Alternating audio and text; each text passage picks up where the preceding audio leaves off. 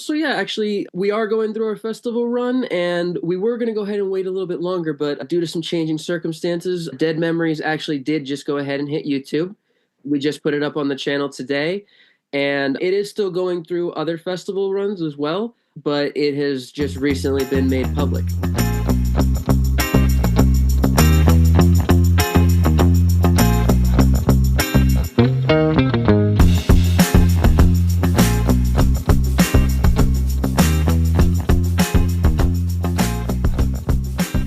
All right, Nick and David, welcome to the Indie Magazine podcast.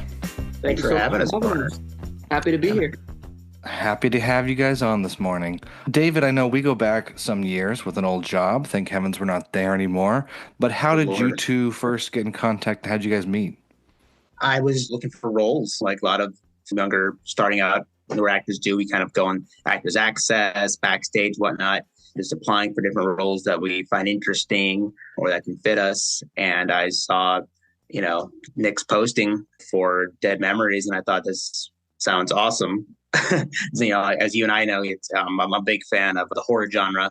I have been my whole life, and the chance to star in one was, absolutely couldn't pass on that. So applied for that, and it worked out. And that's how it worked out. Now, David, you grew up in Wisconsin, right? Oh, yeah. Yes, I lived in Wisconsin until I moved to San Diego, and then lived there pretty much until 2019. 2019. Okay. Did you ever hope or dream of becoming an actor or working in entertainment, or was it just a hobby at that point, things you enjoyed? It was always there. It was always something that, I always dreamt of. But the thing is, I kind of grew up in places like, Milwaukee, Wisconsin, San Diego. They're not really places that really harness creative artists and that kind of culture and that kind of line of work. They're both very much places where it's kind of, find your, go to school, find your career niche, get married, have kids, buy your house, retire. That's kind of it, And, I'd done some theater in high school, enjoyed it, did a short film shortly after high school, enjoyed it, thought I was good at it. But, it's just, again, being in a place in the surrounding that's telling you that, it's not, you're not going to make a living out of this. You just need to find your, go to college and find your, quote unquote real job and do that kind of deal. And I just kind of went that path for a while. But, after flunking out of 3 or 4 different careers, I realized that, that maybe I was doing something a little wrong, Yeah. So I'm lucky that, we met around came out to LA again in 2019 and did not initially come out here with the idea to act. Kind of just wanted to move to LA and kind of get a fresh start, my wife and I. And, lockdown happened. And that was the great reset for a lot of people, I think, and it was during that time that one night, late at night after, while being unemployed, watched Once Upon a Time in Hollywood for about the third time.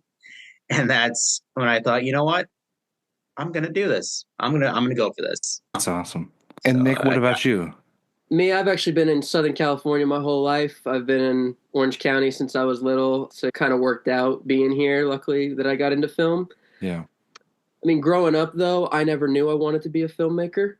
Kids always get asked, what do you want to be when you get older? I could never figure that out. I kind of consider it a happy accident that I found my passion. I was in high school, and it was history class. Now, at the time, because, we were minors, my teacher didn't show us everything, but he showed us most of the film Schindler's List. And I found a fascination with it. I went home and just sat down and watched the whole thing myself. And it's, for those that have seen it, it's a very painful watch, but so important. And I found what Spielberg did with it just really spoke to me. And I instantly knew I had to do that. I had to be a storyteller like that. That's awesome. So no one in the industry in your family or anything, but that movie really kicked you off. Exactly. Yeah. No, none of my family or friends, no one's interested in film. They were all happy for me when they found out about it, but no one has the passion like I do around me. That's awesome. I have I have a different Schindler's List story. After the Super Bowl and that boring Super Bowl that we just watched, my fiance was like, let's watch an Oscar movie. I want to watch from my age, what the year I was born on. So we started with Schindler's List right after the Super Bowl. And there's nothing like watching those two things back and forth. But such a powerful movie where I'm like, no emotion during the Super Bowl, crying during Schindler's List. There's a big difference there. But That's First time I awesome. saw Schindler's List, it kept me up probably all night. Yeah. Like I'm into horror. As you know, I mean, I've become desensitized to a lot of stuff, but that movie kicked my butt. Yeah. You know, and It's one of it's those films that like I only rewatch once every few years, but I have Yeah. to, no matter what, you sit down and you make sure you have the time to watch it start to through, no distractions. I don't allow any interruptions. That is a time when I need to sit down and experience the cinematic or the cinema of that film. Well, I hope it's not a bad transition, but I guess are you also a huge horror fan, Nick? And is there any relation between Schindler's List and horror as far as like the shock and awe we feel as an audience, or is this just something you have recently dipped your toes into? Because I know David goes way back. He's a horror fanatic. I always get good recommendations from him, but Yeah, no, ironically, I haven't been a big horror fan growing up. As I've gotten older, I've started watching more classic horror films. Like, I've really gotten into Hitchcock once I got into filmmaking. I love John Carpenter's The Thing. Absolutely fantastic horror films. However, Dead Memories is really my first experience with it. nice. Um, I I really started getting busy with my filmmaking and my short films the past 2 years, especially. And for the first basically year, I was having real trouble coming up with anything outside of like the very dramatic genre as far as like writing or storytelling. But then I partnered with a friend of mine, and he originally had this idea for Dead Memories. And when we were going over the script together, I thought that the story was amazing. His Mhm. ending needed a little bit of rework. And after I had given him my notes, he brought me on board as the co writer to Nice. go ahead and do the latest draft of Dead Memories. And then eventually that led to me getting to direct it. That's great. And that co-writer is Nathaniel Degner? Nathaniel Degner, yes. Awesome. And David, so you see this on a casting site, right? Mhm. And you say Sure. horror, let's go for it and dig in. Is that kind of how the process goes for people looking for roles and things like shorts? Absolutely. But the thing is important to make sure that you feel like you can see yourself in the role, because there are some people who will just literally apply for everything they see on there. It's like, oh, black person and black man. So as for African American actor, okay, you don't bother to read the actual description. You know what I mean? Yeah, But I feel like this role, this character spoke to me, given things I've been through in my lifetime. And I felt that it was definitely something that I believe I could pull off because I could so associate with it. yeah. That makes Yeah, at a little deeper level. I mean, I always think about like Sylvester Stallone through the 70s and 80s just being like action star buff. Boom, check. He's doing the movie, right? There's a little different take there if you have a real connection to it. I'm always interested, and I know a lot of our listeners are because I get questions about it on Instagram of script to screen, how long it takes, what the process looks like. Can you two maybe talk about, Nick, for you and Nathaniel, from writing and finishing that draft where you felt good enough to start casting and creating the production plan and stuff, to shooting to being finished with editing? And same thing with you, David, from application to be an actor for this short to getting your lines and your sheets and, recording and being done. Yeah, We'll so start with you, Nick. this one's a little unique in the sense that I mean the original story idea was come up with by Nathaniel a few years ago. Yeah. So he'd been sitting on the script for a while, and then it was only recently, in about the past year, that I was brought on board for the rewrites and the final draft.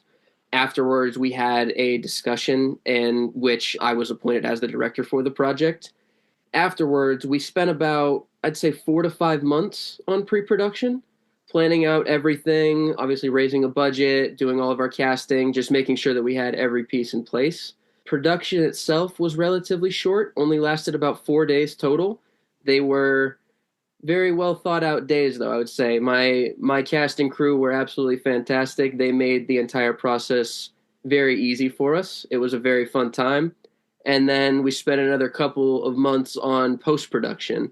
I would say, all in all, we probably spent, from the time that we got the final script locked until we had the film ready, probably around 7 to 8 months.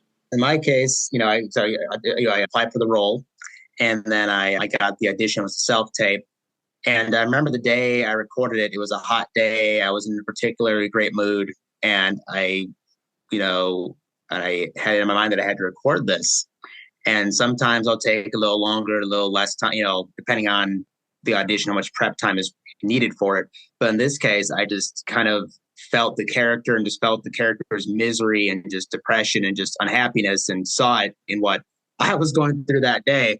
And I said, I told my wife, you know what? We're just going to record this today. We're just going to do it.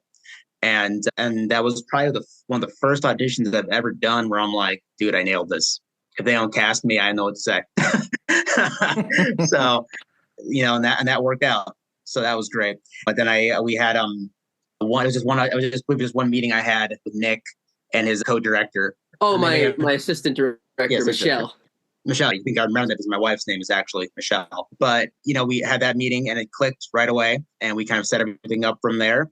And then the prep for the actual shoot itself, I do believe in kind of engrossing myself, getting deep in as close as I can to the life and existence of the character, right? So leading up to it, I rented a motel in the area, kind of cut myself off from family, friends. The only person I talked to over that 2-day span was literally just Nick and team, really. Yeah. And I bought things as far as food goes. I bought stuff that to get me through that weekend that I felt a person trying to survive a zombie apocalypse would eat, right? So just canned food, Spam, water, I found some canned coffee, stuff like that. And really just kind of just immerse myself in just that life, trying to make myself just ruminate over, what I'd lost, not just in script, but also in life, to kind of make that connection. And it made for I thought was a very believable performance. Yeah, got a little method there. Put yourself, like you're saying, into the character. You felt like you connected with it already, dug in a little bit deeper. I guess my next question is, this is a short film. I know those can vary from, a couple minutes to 30 minutes to whatever else. How long was this one when you finally got it all cut and done? With the credits included, it was about 14 minutes. Okay, so 14 minutes, 4 days of shooting. I'm guessing 8, 10, 12 hours of shooting per day. Yeah, the minimum was an 8-hour. I think our longest day, if I remember correctly, was 11 hours. Another little fun fact for you, though, is that we finished early practically every day just because everyone on set was absolutely amazing. They made the process so much quick and easier. And to David's point, I never had to go ahead and adjust his performance or ask for something different because based on the meetings and discussions that we had in advance, this man brought everything and then some to the table. I could not believe how happy I was with his character by the end. That's great. And David, I don't want to talk about numbers, but you've been acting since, like you said, 2020, 2021, right? Yeah, since 2020 is when I first started actually taking actual acting classes with Joshua LaBar Studios in Burbank. And I told myself that I was going to I wasn't going to pursue actual representation or start to go out there and start applying for roles until he thought I was ready. Yeah. And so I waited until probably, I'm going to say 2020 is when I finally started, applying. I found an agent November 2023, started applying for actual roles, whatnot. Mm-hmm. So 2024 was really my first full year as a full-time trained working actor, really. Yeah.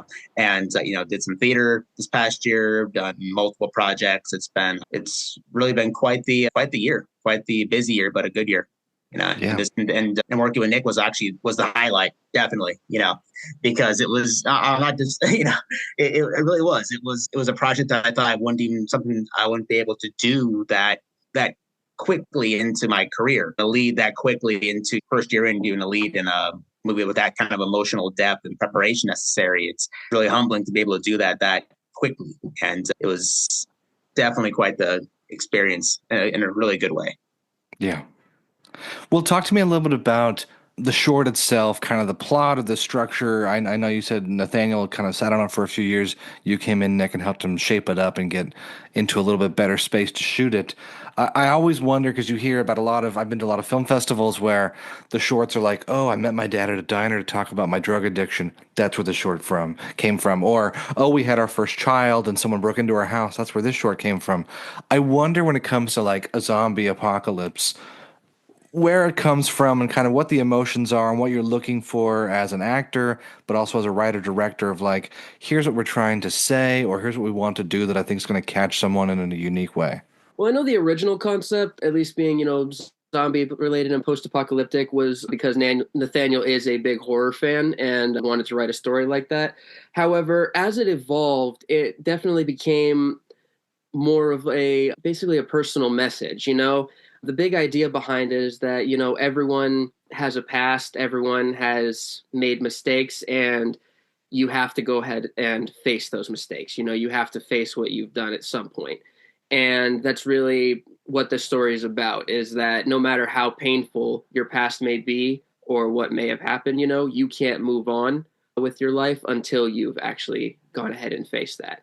And so in this case, our protagonist, he basically has to return home to face the failures and mistakes of his past life before the world went to hell. And David, for you, I know you talked about kind of getting into that mood, into that role with the motel and the food you're eating and things like that. Did you watch anything? Did you read anything that kind of helped you get fully in that mindset, or did you want to separate yourself from other performances?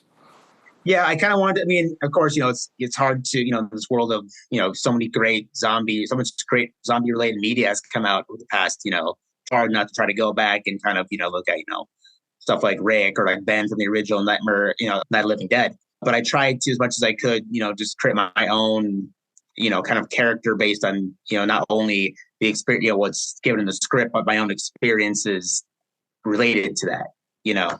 And, some things, I mean, in preparation for it, I listened to a lot of, I don't want to say sad music, but kind of emotional music that kind of made me kind of think, kind of ruminate on, past experiences, traumatic experiences, Yeah. even, and, I'm not even going to lie, I got so deep into it that I actually had to take a day the following week off from work just to kind of brace myself, right? Because Yeah. you get so deep into just your traumas sometimes, right? To pull from that, it's just like, whew, that was that was a killer, But that's what that's just the method I chose to go with, and I felt that it was necessary to get as deep into that mode, that level of emotion as possible for this. And it sounds like it paid off, like you guys are talking about. Nick, for you, you said it was a good, 4 days of shooting. You finished early every day, 8 to 11 hours, no 16-hour days. What were challenges you faced in the edit, and how involved were you in that process versus giving it to an editor and saying, "Here's my vision, go do it"? So when it came down to the edit, with the first rough cut, I try to have my editor stick as close to the story and the script as possible, just to confirm everything's working as it is. From there, we did end up going ahead and making a few creative changes. The story itself didn't really shift around a lot, which I was pretty happy with in the edit. However, I definitely gave my editors more freedom to, for lack of a better term, spice a few things up. For example, there's just the one particular scene where one of our main characters just confronts something. And sorry, I don't want to give too much away there, But Spoiler free. basically, I had at the time one idea of how it was going to go, but by the time I saw it, I honestly thought it was kind of boring. So I let my editors have a little fun with that one. And by the time I saw the next cut, I was absolutely in love with it. So it's like I found over my last few films where I can definitely let my editors have more creativity. And I've also found a couple of editors that I trust with that creativity. I don't just hand it off to anyone. These are people that, I have worked with before, and I know the quality of their work is absolutely fantastic. And they've only done or brought improvements to my project. They've never made it worse. That's great. And great you have people you have worked with before and can trust to kind of take and, like you mentioned, plus up, kind of improve some things, and then for the rest of it, keep the story to its heart.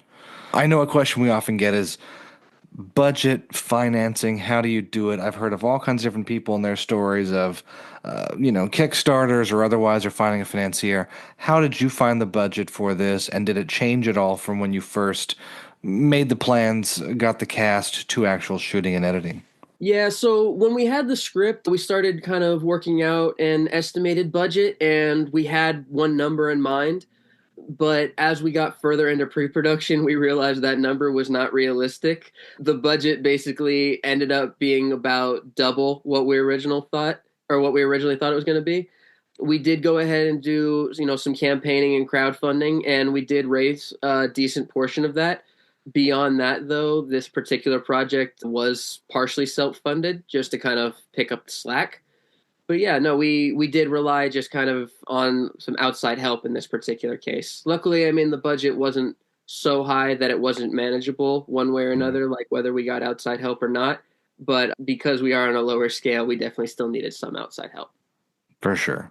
Without getting into exact numbers here, can we say like under 10, under 50, under 100? It was definitely under 10K still, Okay. which was really great. So it was still very manageable. But my next couple of films that I'm planning, we are definitely already increasing the budget. So like my Yeah. next two, for example, are already a minimum of over 10K.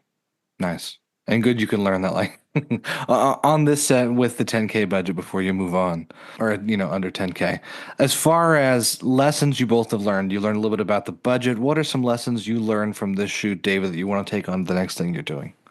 Really, did I need to completely just screw myself up for a full week afterwards for the role? I'm glad it showed in the performance, but then when you go so deep into it, as far as just pulling up past traumas and getting depressed, that you become almost unpleasant to be around for a couple of days. Maybe that was questionable. I don't regret it, obviously, but at the same time, it's something I felt I needed to do. So maybe next time I wouldn't maybe go that deep into it, and might just depending on the role, of course. If it calls for it again, I probably would. But it just kind of depends on the situation. But I've been not yelled at, but kind of talked to by a couple acting coaches afterwards that I work with. Say, you need to do all that, man. Like he kind of took it maybe a bit too far, and I'm like, well, it's just I want to make. Yeah, I believe in living truthfully, through the art, and that's about the best way to do it was the method I used. That's probably the biggest thing. Probably the biggest thing.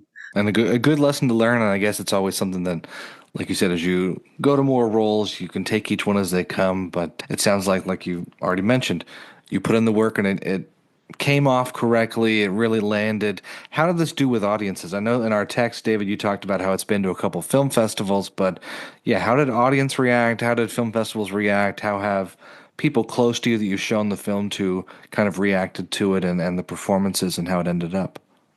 Well, I mean, Nick can speak to that more so than anyone else because he took it to the film festivals, and I haven't really shown it to anyone really, just because he kind of had a kind of a non-disclosure on that until we it ran the film festival and everything like that. So maybe Nick could speak more to that.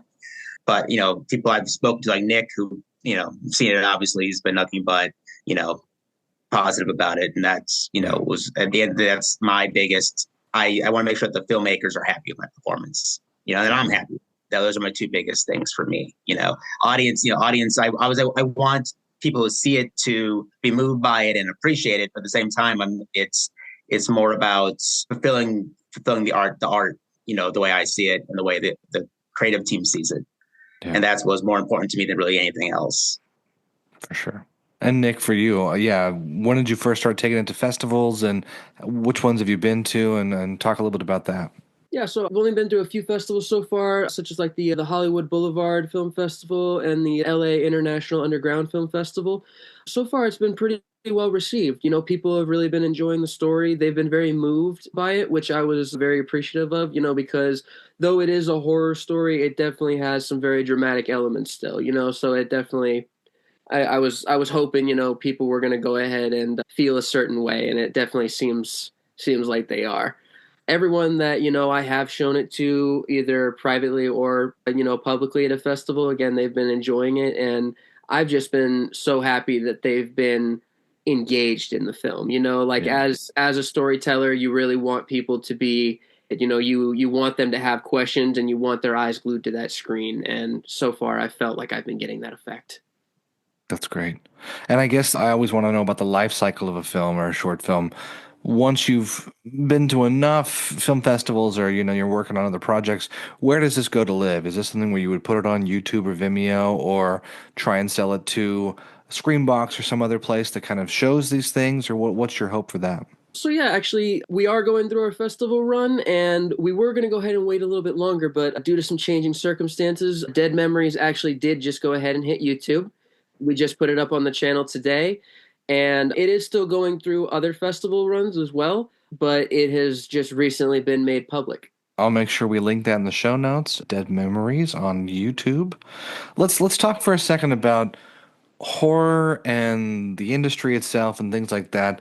How have you guys noticed and seen horror change in the last 10 years or the last 5 years as far as how audiences react or the kind of acclaim it gets or what we're kind of seeing with the box office and things like that? Well, first of all, we're definitely seeing a return to the splatter era, with things like Terrifier, stuff like that, you know, and it's becomes, I mean, people forget that back in the 80s, when slasher films were first a thing, they were not critically received, right? But Yeah. nowadays, we have movies like Thanksgiving and, the new one that's out right now, Heart Eyes, which are getting rave critical reviews, and I think that's kind of a turning point for horror in general, is that for so many years, it felt like we had these great horror movies, whether it be Halloween or, what have you, that were just, beloved by fans and audiences, but just reviled by critics for a lot of different reasons. And I feel like we're now finally, maybe because of shows like The Walking Dead, the stuff that A21's done, like Hereditary, we're finally reaching a period where, horror has, become critically acceptable, Yeah. which is great, which is, I think it's, also it's probably different, it's probably because stories have also become more believable, better written, perhaps even, different era of screenwriters and directors finding different things in these, maybe similar but different stories to bring out that weren't brought up in previous generations, that have made them, more widely acceptable, I guess is the word to use. But that's the biggest thing I've seen. It's exciting. We have movies like Terrifier, which I believe was the number one movie in the country for a while, which was, blew my mind, but Yeah. that's the era we're in, and it's awesome. It really is awesome. Yeah, Neon, A24, Blumhouse, really kind of bringing it back, and they don't seem as scared as they were maybe 10 years ago to bring these horror films to the box office. I guess for both of you, what horror movies of the last 10 years have really influenced you? Movies and or directors. Like I know Nosferatu, Robert Eggers was really big. The Substance we'll talk about in a moment, but what else has kind of influenced you guys or been made you excited about the genre? Nick, you want to go first? Anything? Yeah, I'm a big James Wan fan. I Oh think yeah. that his style is very, very interesting. I'm always hooked to go ahead and see what he brings to light. And it's a little bit older, but one of my favorite horror films, not in the past 10 years, but I loved Zack Snyder's Dawn of the Dead. That was actually a big part of the inspiration for the ending of this film. I found the whole concept in there with certain characters very interesting. And I just thought that horror kind of, obviously the fear factor is the biggest part, but I thought that horror blended so well with the emotional and the dramatic pull, and I thought that I feel that it just makes the genre so much stronger. I love the fact that, like, when the story makes you feel something in addition to terrified, that you are absolutely doing something right. Yeah, definitely. David, what about you? Yeah, again, the A24 stuff with Hereditary and Midsummer, they've been just game changing, game changing. Just the level of acting and just the level of character development, and just, combined with just visceral, just believable, really kind of disturbing horror, has really had an effect. But also, I'm a big horror buff, so I love to go back to probably the most recent horror movie I've watched was an old 80s film called Schizoid, starring the late Klaus Kinski, who's a big influence on my acting style. Actually, it's this intensity that he brings to any role he was in. And I've always been, I love horror movies that have leads, human leads that are, intense in their own to the point that it becomes almost scary, right? And I'm not talking about like Robert Englund as Freddy Krueger, obviously, but like Donald Pleasance in the Halloween movies, Kinski and Schizoid, stuff like that. Like the actual lead whose intensity is so intense and so over the top that they're almost like watching a horror movie in themselves, right? Just to see their emotions and what they're willing to do and just how it comes out. I know there's like Al Pacino in a movie called with Keanu Reeves, what was the movie called? Something the Devil. Devil's I'll remember it. Advocate. Devil's Advocate. There we go, partner. Thank you. Thank you. Yeah, just the intensity that comes out in Al Pacino, and just especially in the final scenes, it's terrifying. But that's what really is. Those are the kind of actors that really have always made the biggest impact on me and my kind of development are the most intense the most intense and almost ferociously intense actors that but still remain believable, right? Yeah. And they really put their they put their whole heart into it, which, like you said, proves on screen. Did you guys watch The Substance this year? I have Haven't not yet. yet. I've heard good things about it, No but worries, no I worries. It's one of those weird ones because, it's a horror, but I don't do well with the grotesqueness all the times. It's pretty grotesque, but the fact that it is Oscar nominated is big. But what do you think? What do you think it'll take to get a horror movie to win Best Picture in the next 10 years? I think it kind of goes back to just being open to exploring or expanding on the genre, and there's been a lot of absolutely fantastic horror films over the years, but again, it kind of comes down to fear of the genre at the same time. But I think that those horror films that kind of push the boundaries are the most deserving, I guess you could say. Like ones that make you feel every type of way while you're experiencing it. Obviously the number one thing that you want to go ahead and walk away with from a horror film is the absolute terrifying experience. But when you're walking away and you're able to go ahead and feel a connection with those characters or that story, or you see yourself in there, you've just got to go ahead and go for it because they're telling a story unlike any other. They're being brave already to that point. Yeah. Yeah, I think it's gonna have to be a horror movie that everything Nick said, but also is going to have to relate to a modern social issue or political issue because the Oscars, the Academy seems to really be, they always kind of put preference to films that really seem to speak to something that's a current social issue or something that's really in the news cycle of the day. And I think if a horror movie were to come out that would be intense and over the top and terrifying, but yet speak to something that's very real and very scary in our society right now. Whether just look at the news. It could be a lot of different things. But if something like that, we could definitely see it because the critics are definitely coming around. We're past the age of The Exorcist being overlooked for Best Picture just because it's a horror movie, right? But at the same time, it still needs to be something that speaks to more than just primordial fear. It has to be also something that speaks to a very real issue or that we're facing in just society as a whole right now. Yeah, I guess to that point, I really thought after Get Out won Best Original Screenplay and was nominated for Best Picture, Best Actor, Best Director. I really thought that was going to be the turning point of like, okay, here we go. Yeah, I mean, Jordan Peele's in the game. We're going to get a win out of this.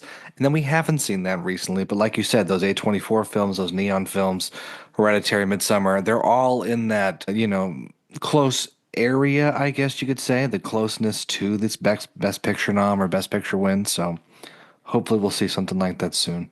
Last question for you both. I'll start with you, Nick. Any advice for an aspiring director or writer who's maybe on the cusp or they have some ideas or they've got a script but they don't know the next step?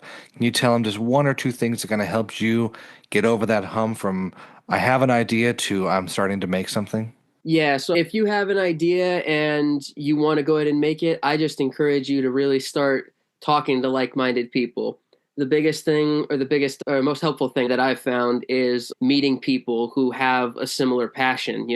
Once I started talking to and meeting more people in my field, I just got more inspired than ever. I remember actually just being on a set for another short film one day, watching the process come together, and I instantly knew, all right, it's time to go ahead and get my movie going. And shortly after, I shot my first short. And just, find what story inspires you, find the people that have the same passion as you, and just make it happen. If it's not perfect, it doesn't have to be the first time around. You're only going to go ahead and improve. That's great. And David, same question to you. Yeah, I would say, first, don't let anyone tell you can't do it. Because I think it's the biggest hindrance to anybody. And, what we do is that, so many people telling that's not it's not believable. It is believable. But then you just got to do the work, find a good acting school, stay in acting school. And really, if you're at this age, starting out, you're going to have to take, just kind of expand, try to take any audition you can. You know what I mean? Anything that you feel you can do, anything you feel that's within that you can relate to, on a personal level that you feel like you could pull off, apply for it, audition for it. And if you don't get it, you're still getting a chance to test out test things out in front of people who will watch, and that you might not get the part, but at least you're having an opportunity to show off what you can do and experiment and learn a character, prepare a character, and all that kind of stuff. And really, and what we do, you don't always get that opportunity outside of actual work, actual getting cast in something or going to acting school. You don't get a whole lot of opportunities, right? So as I see, you kind of have to take every opportunity you can to flex those muscles, so to speak. And that's, plenty of opportunities on places like Actors Access, Backstage, Casting Frontier, what have you out there. So just, go out there and just kind of take any opportunity you can. Well, great advice from both of you. Take every opportunity, surround yourself with fellow creatives and people who are going to inspire you to make the things you're trying to make. I appreciate both your tenacity. I appreciate you guys coming on today. For everyone who's listening, who's interested in following your work or getting in contact with you, Nick, I'll have your YouTube linked with your short film there. How else should they get in contact with you guys? Do Instagram or LinkedIn, or what's the best way? I was going to say, best way for me, I'm on Instagram at Nick_Zannitto, and then post my projects to YouTube at Zannitto Films. Perfect. And David? Yep, I'm on Instagram at David_Downs. And I'm also on IMDb under David T. Downs. Perfect. All right, guys. Well, thank you again for coming on, and I hope the next projects, as well as the rest of Dead Memories, now that it's on YouTube, will come your way, and we'll have to check back in with you down the road. Thank you so much for having us, man. It's been a great time. Yeah, thanks for having us on, Tristan. Much appreciated. Thank you.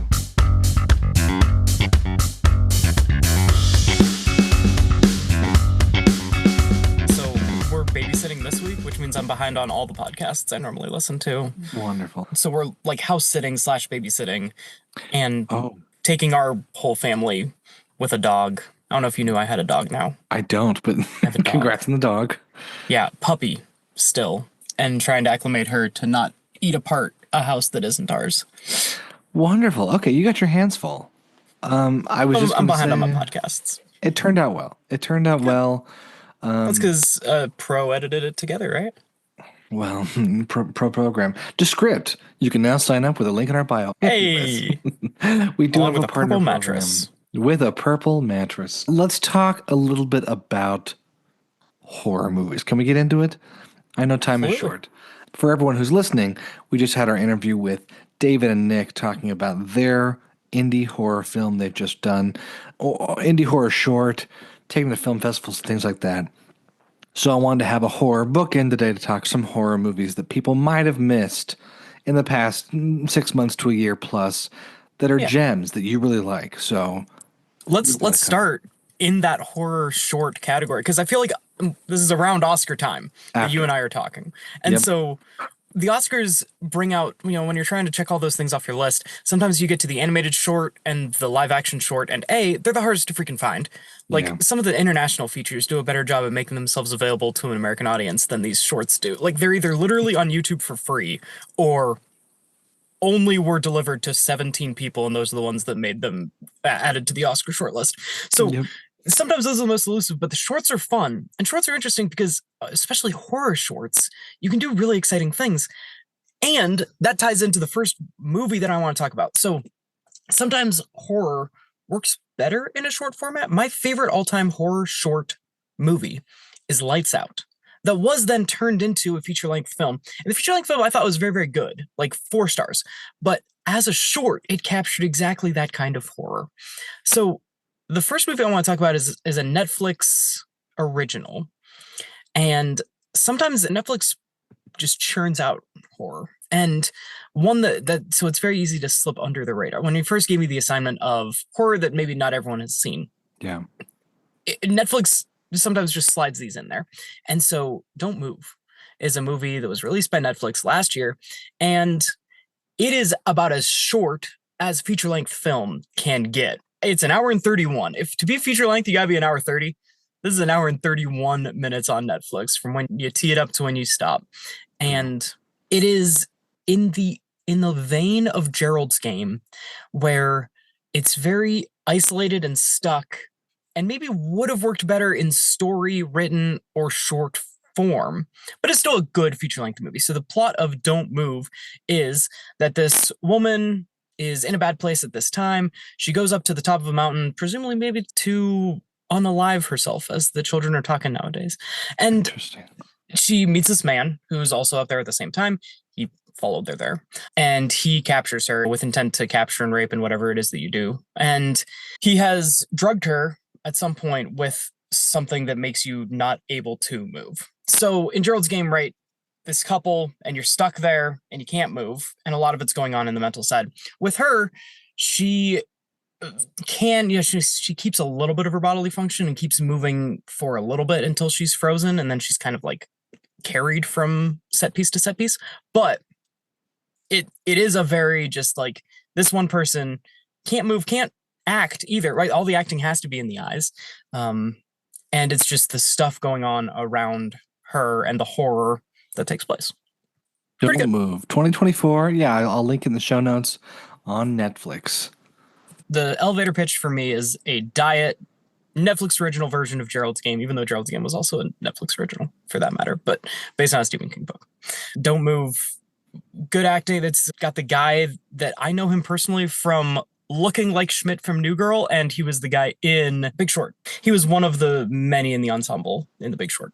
La La Land. He's been in a bunch of stuff. Okay, side character, but good-looking side character. 40 years old. Exactly. He captures that like handsome enough to be just a serial killer. You know. Yeah. All right, so Don't Move on Netflix. Let's talk about your second recommendation.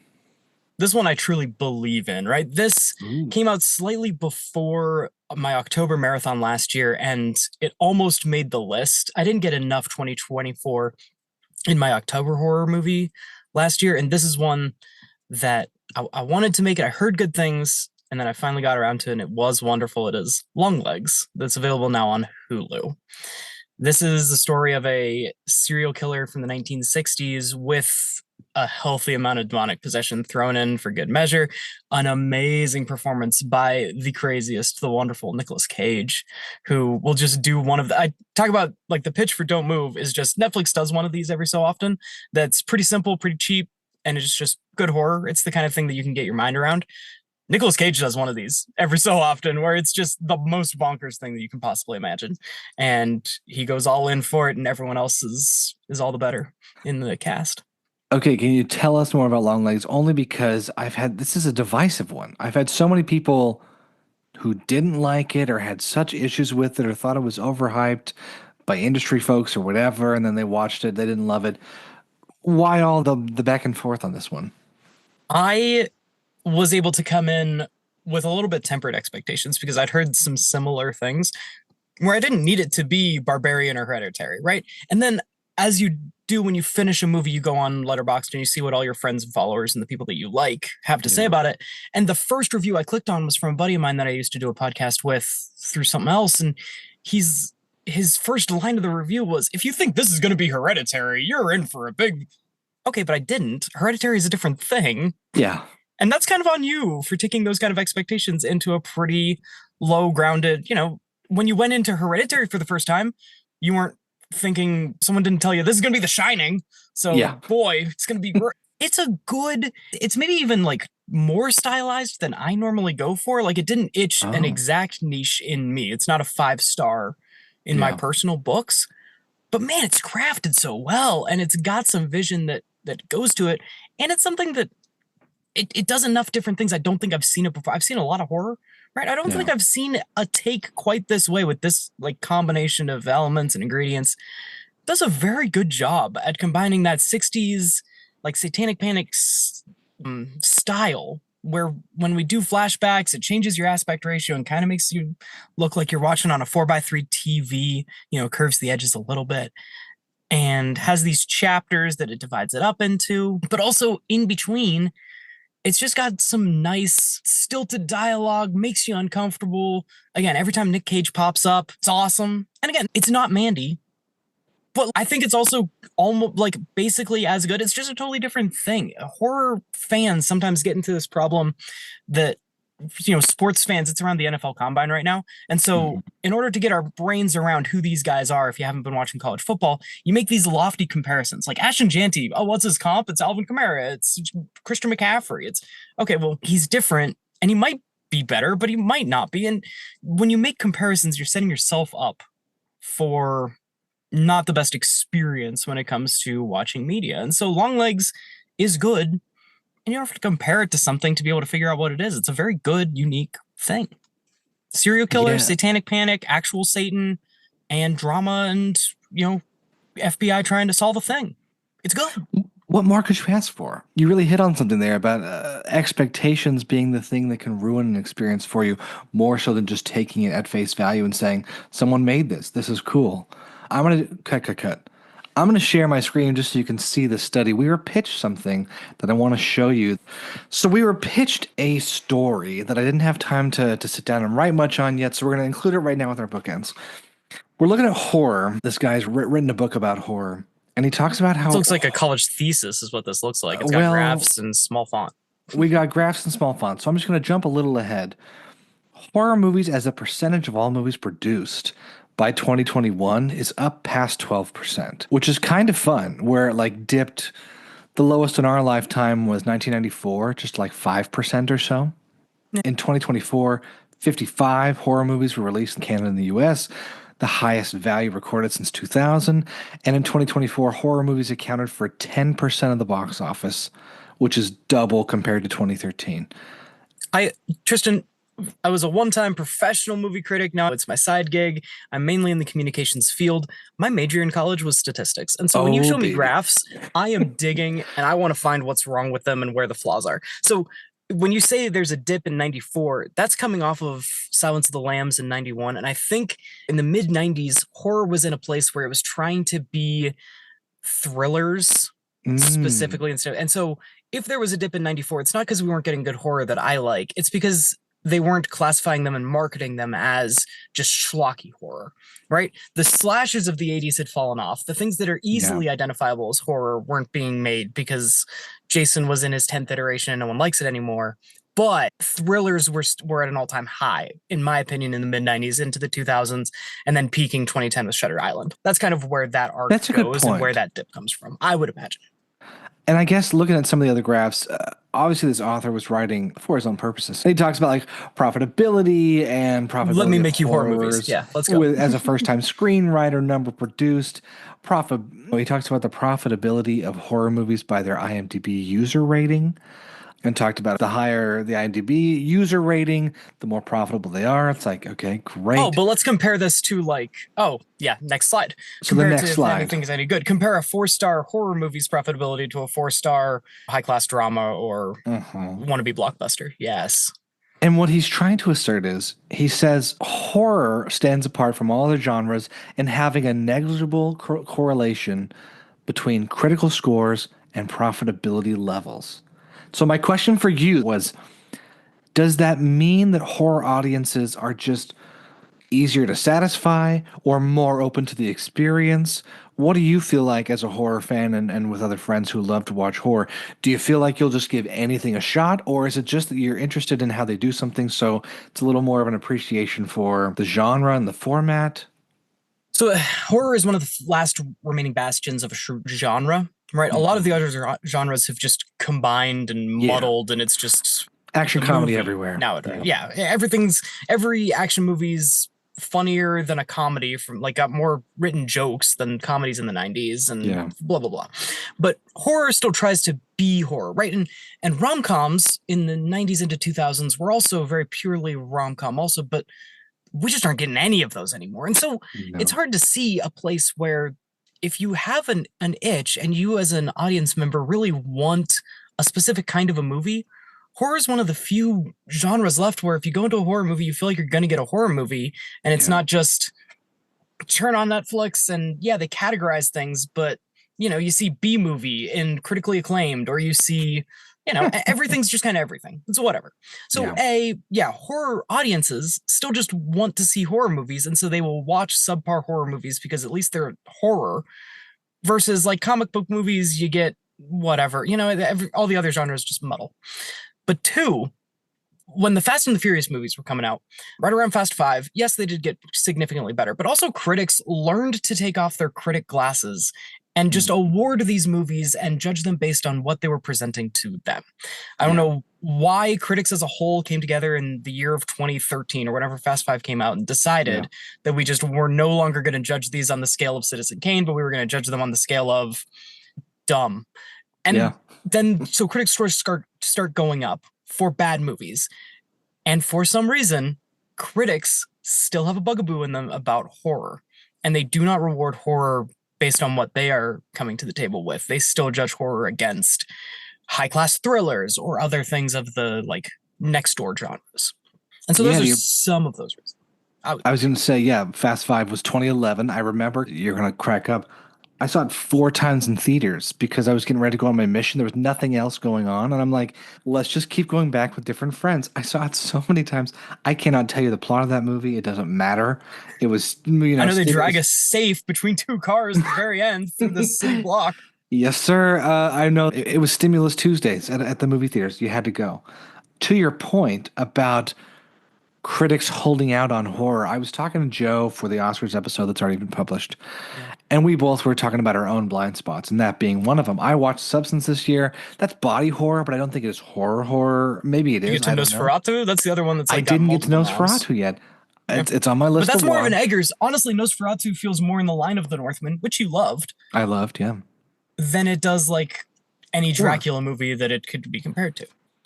And that's what I think we kind of came to was perhaps the issue is a lot of these critics that are in the Academy or elsewhere or just well talked about in general don't like horror movies. It's a weird subgenre, and therefore they're always going to shit on them and never bring them up in conversation for nominees or otherwise because it's just not what they like. And they're not going to watch it when 50 things are sent to them.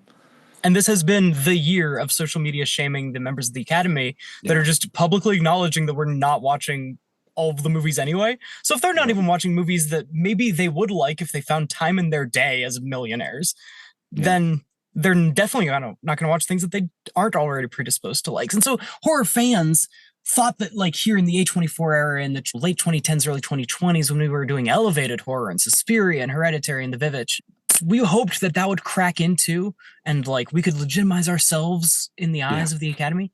And so if Toni Collette can't get it for Hereditary, you're never going to. And so we still should make good horror movies, but also stop trying. You know, like it's that acknowledgement, that validation is going to be out of your reach. And so it's still okay to go back and watch the schlocky stuff that you enjoy with zombies and dumb and whatever. And maybe one day the Oscars will catch up.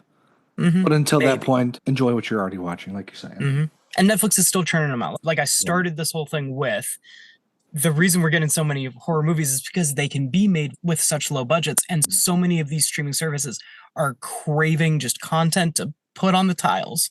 And so horror is an easy thing. And it's got enough fans out there that also want to get into the movie making business, like Magic of Movies with the blood and the guts. And like horror is just such a good proving ground for young directors. It can be made with a small budget, and studios will greenlight anything if it's small enough and give them more content to say that they have. And so horror gets to be bumped up, and so it gets to be a really good time for a fan of the genre.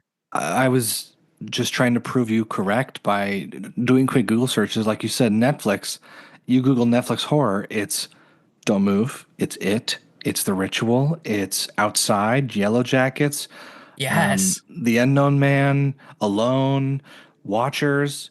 Some of those I haven't heard of, and I watch a dumb amount of horror movies. And so, and there might be a little bit of genre bending, but you look up Netflix comedy and it's Eurovision, Unfrosted, The Menu, The Meyerowitz Stories, No Good Deed. It's not as clear. Everything's kind of mixed in here.